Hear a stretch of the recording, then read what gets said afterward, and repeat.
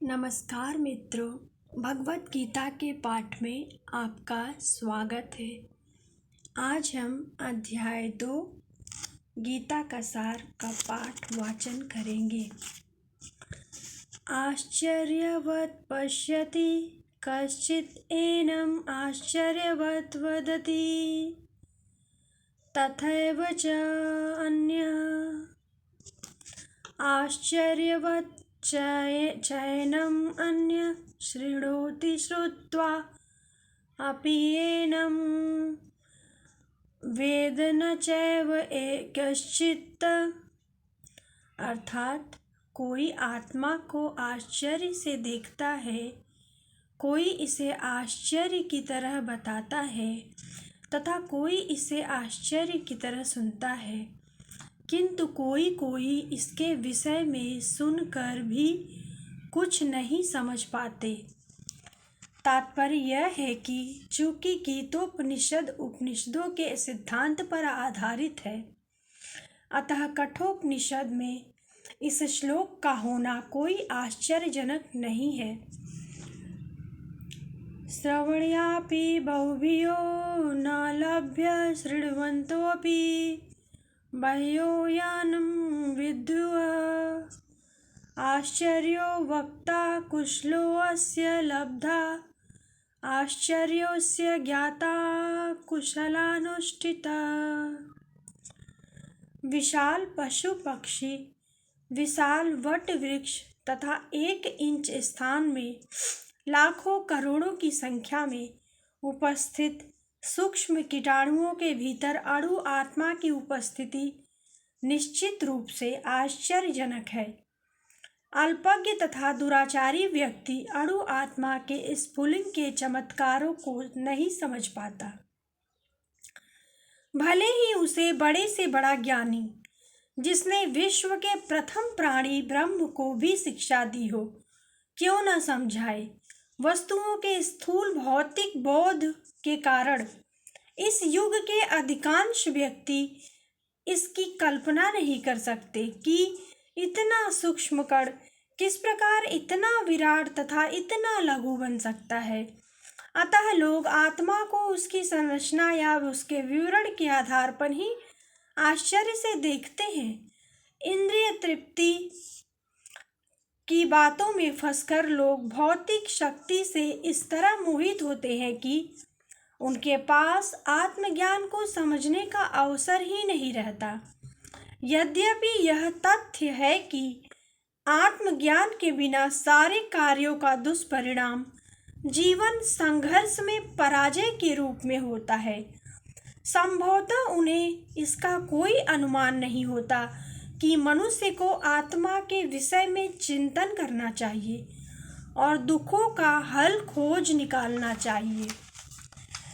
ऐसे थोड़े से लोग जो आत्मा के विषय में सुनने के इच्छुक हैं, अच्छी संगति पाकर भाषण सुनते हैं, किंतु कभी-कभी अज्ञानवश वे परमात्मा तथा अणु आत्मा को एक समझ बैठते हैं।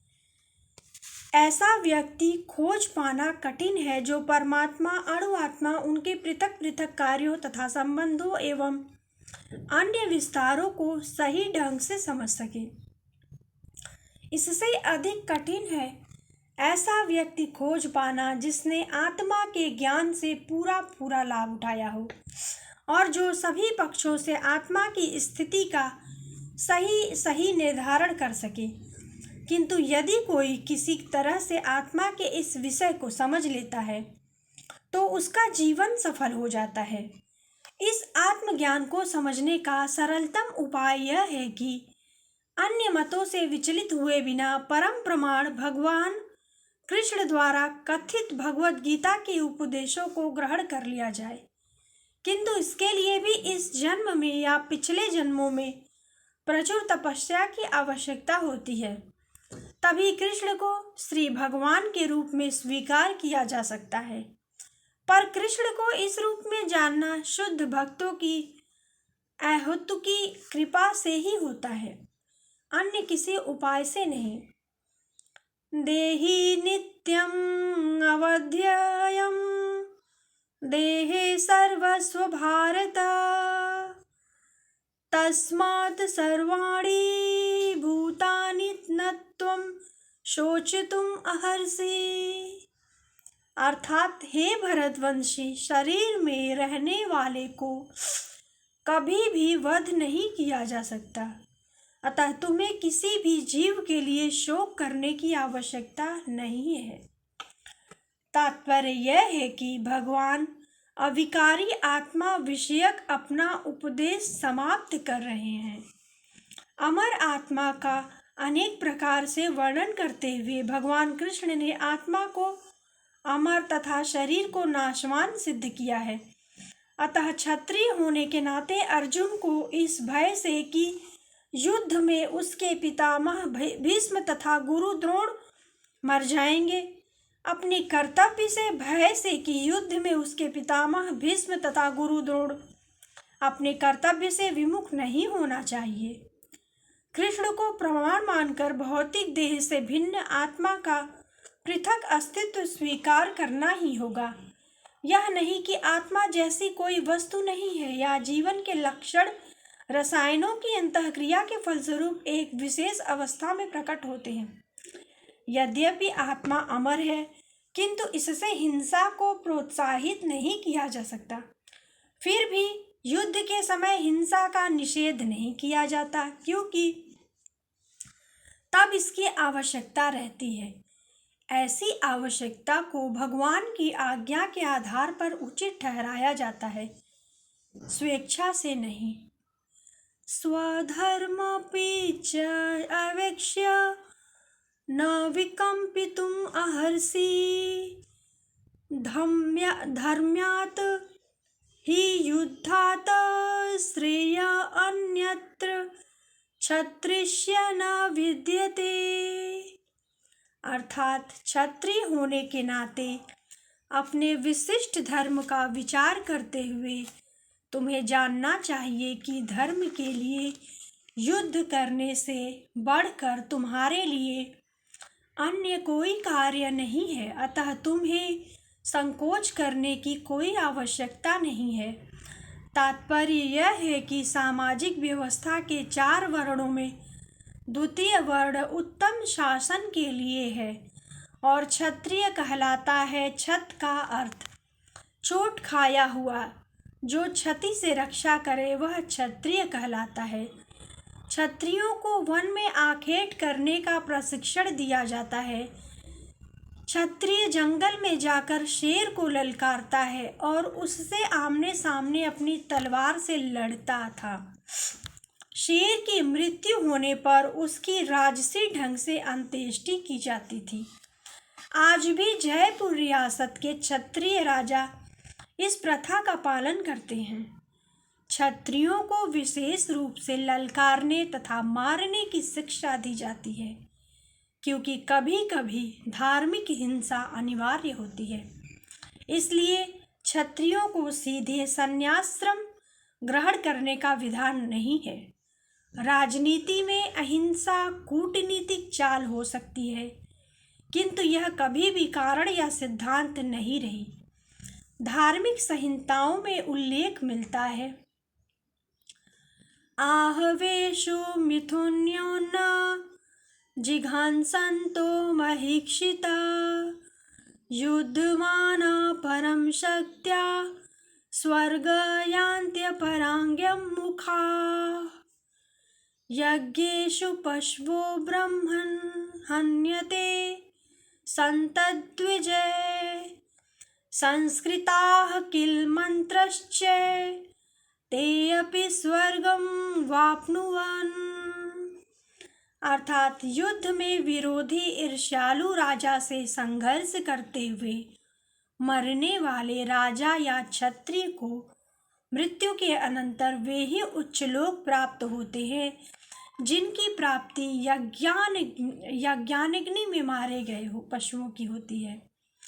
अतः धर्म के लिए युद्ध भूमि में वध करना तथा यांगिक यज्ञ के लिए पशुओं का वध करना हिंसा कार्य नहीं माना जाता, क्योंकि इसमें निहित धर्म के कारण प्रत्येक व्यक्ति को लाभ पहुंचता है और यज्ञ में बलि दिए गए पशु को एक स्वरूप से दूसरे में बिना विकास प्रक्रिया के ही तुरंत मनुष्य का शरीर प्राप्त हो जाता है। इसी तरह युद्ध भूमि में मारे गए क्षत्रिय यज्ञ संपन्न करने वाले ब्राह्मणों को प्राप्त होने वाले स्वर्गलोक में जाते हैं। स्वधर्म दो प्रकार का होता है। जब तक मनुष्य मुक्त नहीं हो पाता तब तक मुक्ति प्राप्त करने के लिए धर्म के अनुसार शरीर विशेष के कर्तव्य करने होते हैं। जब वह मुक्त हो जाता है तो उसका विशेष कर्तव्य या स्वधर्म आध्यात्मिक हो जाता है और देहात्म बुद्धि में नहीं रहता। जब तक देहात्म बुद्धि है तब तक ब्राह्मणों तथा क्षत्रियों के लिए स्वधर्म पालन अनिवार्य होता है। स्वधर्म का विधान भगवान द्वारा होता है, जिसका स्पष्टीकरण चतुर्थ अध्याय में किया जाएगा। शारीरिक स्तर पर स्वधर्म को वर्णाश्रम धर्म तथा आध्यात्मिक बोध का प्रथम सोपान कहते हैं। वर्णाश्रम धर्म अर्थात प्राप्त शरीर के विशिष्ट गुणों पर आधारित स्वधर्म की अवस्था से मानवीय सभ्यता का शुभारंभ होता है। वर्णाश्रम धर्म के अनुसार किसी कार्य क्षेत्र में स्वधर्म का निर्वाह करने से जीवन के उच्चतर पद को प्राप्त किया जा सकता है।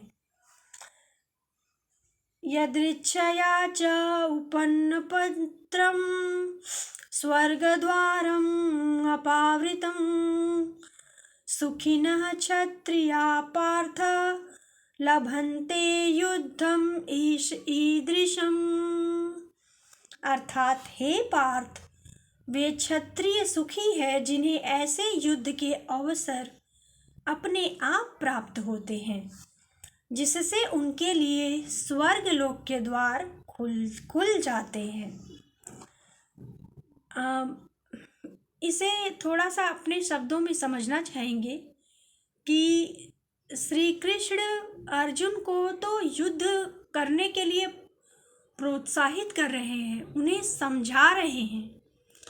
अगर इसे साधारण मनुष्य अपने जीवन में जोड़ना चाहे तो जो दैनिक रोजमर्रा की समस्याएं होती हैं उनसे युद्ध करना भी हमारी परिस्थिति का नियति होता है।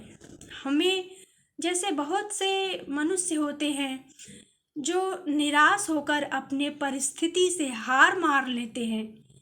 ये लाइन उनके लिए भी है कि अपने परिस्थिति से हार नहीं मानना चाहिए। और जिस तरह अर्जुन ने युद्ध भूमि में अपने मनोबल को बनाए रखा, उसी तरह मनुष्य को भी अपना मनोबल बनाए रखना चाहिए और कभी भी परिस्थिति के सामने हारना नहीं चाहिए। बहुत सारे कुछ अच्छे मनुष्य होते हैं, कुछ दुष्ट मनुष्य होते हैं, तो अच्छे मनुष्यों को दुष्ट मानवों से अपनी रक्षा करने के लिए भी परिस्थिति से लड़ना पड़ता है। अतः इंसान को कभी भी कमजोर नहीं होना चाहिए। यही बात हमें भगवत गीता में सिखाया गया है। तात्पर्य यह है कि विश्व के परम गुरु भगवान कृष्ण अर्जुन की इस प्रवृत्ति की भर्त्सना करते हैं जब वह कहता है कि उसे इस युद्ध में कुछ भी तो लाभ नहीं दिख रहा है, इससे नरक में शाश्वत वास करना होगा। अर्जुन द्वारा ऐसे वक्तव्य केवल अज्ञानजन्य थे। वह अपने स्वधर्म के आचरण में अहिंसक बनना चाह रहा था, किंतु एक क्षत्रिय के लिए युद्ध भूमि में स्थित होकर इस प्रकार अहिंसक बनना मूर्खों का दर्शन है। पराशर स्मृति में व्यासदेव के पिता पराशर ने कहा है, क्षत्रियो हि प्रजा रक्षन् शस्त्रपाणि प्रदंडयन् निर्जित्य परम सैन्यादि क्षिति धर्मेण पालयेत्। अर्थात क्षत्रिय का धर्म है कि वह सभी क्लेशों से नागरिकों की रक्षा करे, इसलिए उसे शांति तथा व्यवस्था बनाए रखने के लिए हिंसा करनी पड़ती है। अतः उसे शत्रु राजाओं के सैनिकों को जीतकर धर्मपूर्वक संसार पर राज्य करना चाहिए। यदि सभी पक्षों पर विचार करें तो अर्जुन को युद्ध से विमुख होने का कोई कारण नहीं था। यदि वह शत्रु को जीतता है तो राज्य भोग करेगा, और यदि वह युद्ध भूमि में मरता है तो स्वर्ग को जाएगा, जिसके द्वार उसके लिए खुले हैं। युद्ध करने से उसे दोनों ही तरह लाभ होगा। श्री कृष्ण ने अर्जुन का जिस तरह से युद्ध भूमि में मनोबल को बढ़ाया है, उसी तरह हमें भी, हम जैसे मानवों को भी श्री कृष्ण के इन बातों को अपने आदर्श रूप में मानकर अपनी दैनिक रोजमर्रा की परिस्थिति के साथ युद्ध करना चाहिए, न कि उन अपनी परिस्थितियों से हार मान लेना चाहिए।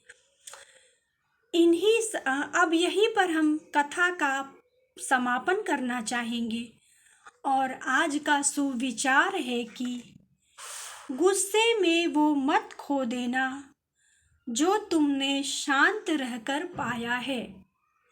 अर्थात आपने अपने व्यवहार में शांति से जो भी किया है, क्रोधवश उसे कभी खो मत देना। इन्हीं सब शुभकामनाओं के साथ श्री कृष्ण जी आप लोग को आशीर्वाद दें। इन्हीं सब मंगल कामनाओं के साथ हम आपसे कहना चाहेंगे कि करें कुछ ऐसा काम करें जिससे दुनिया आपको अपना आदर्श बनाए। और इन्हीं सब शुभकामनाओं के साथ धन्यवाद। जय श्री कृष्ण।